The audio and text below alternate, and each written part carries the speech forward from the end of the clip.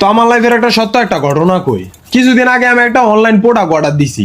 Product হইলো যে গাড়ে যে কালা দাগটা আছে না, এটা যাওয়ার লেখা। তো চিন্তা করছি কাজ কাম করতে করতে গাড় গুড় কালা হয়ে গেছে গা, এই প্রোডাক্টটা দিলে মনে হয় কি গাড়ের গাড়টা ফর্সা হইব। যে চেহারা ফর্সা না হোক, গাড় তো ফর্সা হয়ে যাবো গা, এর লিগে আমি অনলাইন অর্ডার দিছি।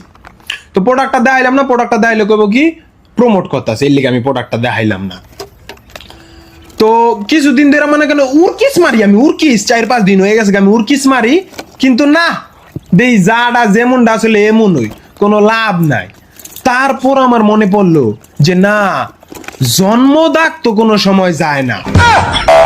ছোট ছোট বাচ্চা গো বাপ মায় কি করে ডাকে, আরে আমার সোনা রে, আরে আমার ময়না, আমার কলজা, আমার পাখি, আমার কলিজা ময়না, আজ আমার বাচ্চাটা আর আমার মা আমার কি করে ডাকছিল, আরে আমার কাউয়াটা আয় আয় আয় আয় আয় আয় আয়, আমার কাউয়াটা আয় আয় আয় আয়। তাইলে गजब बेइज्जती। আমার এই দাগ তো আমি জন্মলেই বেরিয়েছি, এটা তো মরার আগে যাইতো না। আমি তো কালা কালাই থাকুম, গার আর চেহারা কি সবই তো কালা। আমার লাভ লস নাই, আমার জীবনটাই লস। আমার প্রোডাক্টে জানলাম এই টাকাটা হলো সবার বেলা ময়না পাখি, আমার মার বেলায় আমি কাউয়া।